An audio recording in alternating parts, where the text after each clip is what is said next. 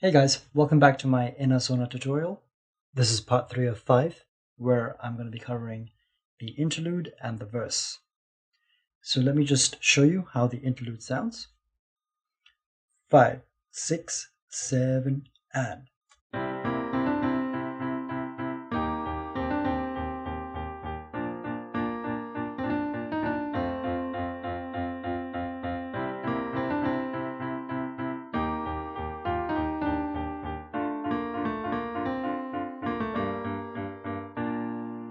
The interlude is pretty easy in terms of timing, as the pattern of playing the notes is very consistent throughout. As you can see, we're going to be starting off with the C major chord, which is C, E, G. Though we're not going to be playing it in its tonic form, we're going to be playing it in its second inversion form. Very simply, if this is the tonic, this is going to be the first inversion of the C major. Notice it's exactly the same notes, but just in a different arrangement. And this is our second inversion. So just bringing that an octave lower, this is where we're going to be starting. This is middle C, and we're going to be playing the second inversion. So how this goes, the first and the second note are going to be held down throughout the bar, while the top note is going to be in motion, just like this. And it's going to be the same throughout. So our next bar, as you can see, is E flat. Again, E flat is in its tonic form, E flat, G, and B flat. Its first inversion is, and its second inversion is. So if we bring that down an octave, that's where we're going to begin. And as before, the first and second are going to be held down throughout, and the top note is going to be in motion. Next up, we have B flat. Again, we're going to be playing B flat in its second inversion.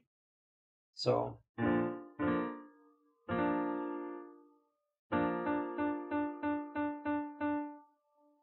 now at F, there's going to be a slight change.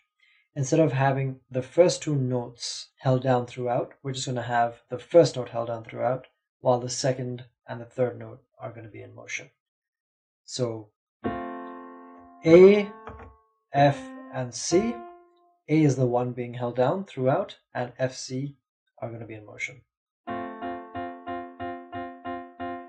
Okay, let's just try that one more time. So the second inversion of C, the second inversion of E flat, the second inversion of B flat, and F. This time F is actually in its first inversion only.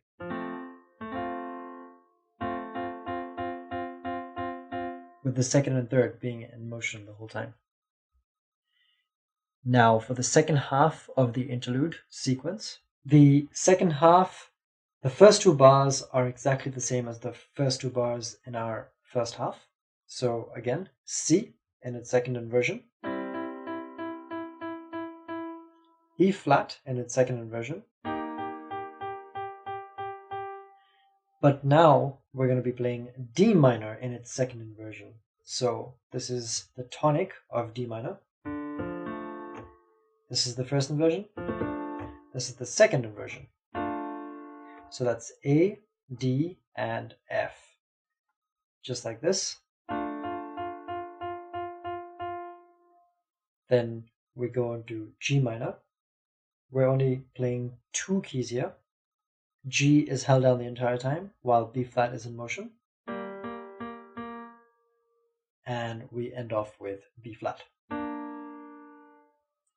Okay, let's try the second half of the sequence again. C, second inversion. E flat. D minor, G minor, B flat. Okay, now let's look at our left hand. Our left hand is very simple because we're only playing one note, which is the bass note of every chord. So starting with the very first bar, 5, 6, 7, and C. E flat, B flat, and F. That's the first half. The second half goes like this: C, E flat, D, G, B flat. Okay, now let's put the right hand and the left hand together. Very slowly, 5, 6, 7, and.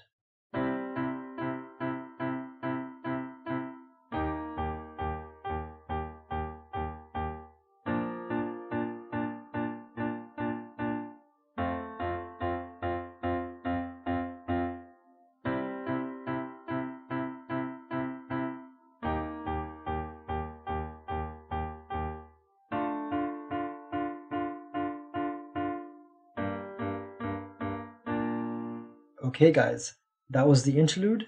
Now I'm going to be covering the riff that is played during the verse. 5, 6, 7, and.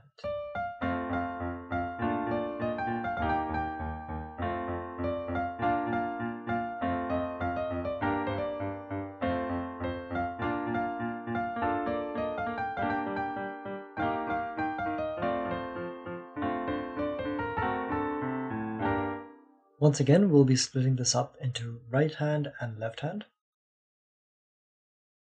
This time, the right hand is actually even simpler because all we're doing is pressing down on block chords. So the first chord we have is F, but again, not in its tonic form, which is FAC. We're actually playing it in its first inversion, which is A, C, and F.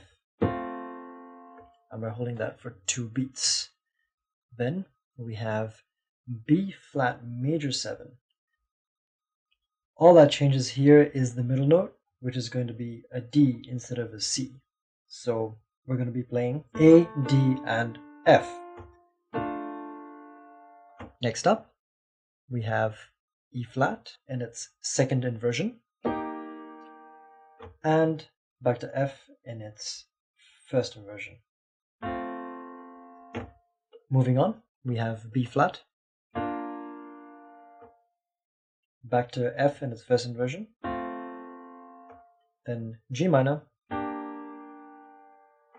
and F again. Then we have B flat, and B flat major 7 once again, G minor,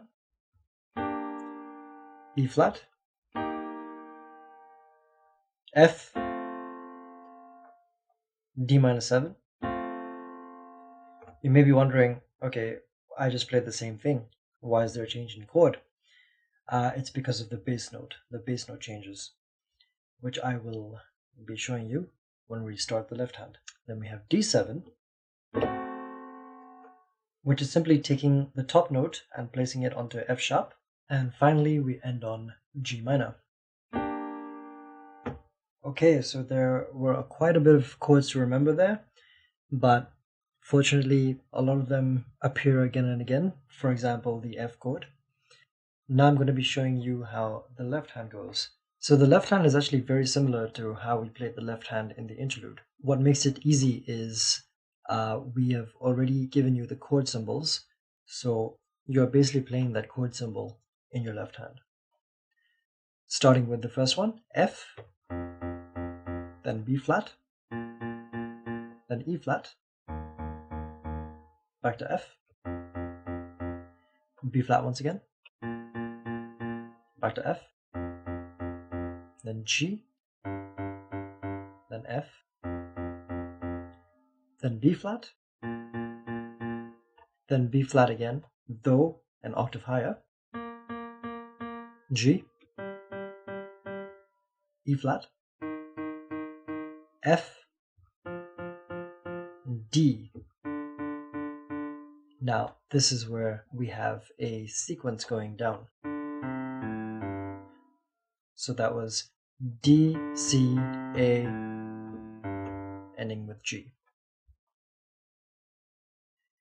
Alright, just like we did with the interlude, let's put the verse riff together.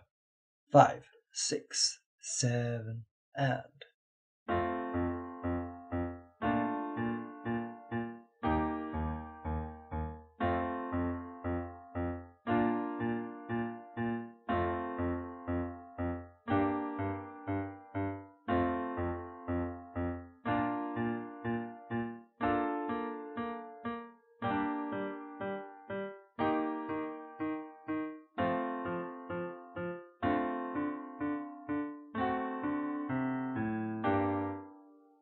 Okay guys, so that was the interlude and the verse, which you have learnt. In my next video, I'm going to be focusing on the instrumental section that enna-sona has. And once we have covered that, then we can basically play the entire song from start to finish, which I will cover in my last video. Thank you very much for tuning in, and I will catch you guys in my next lesson.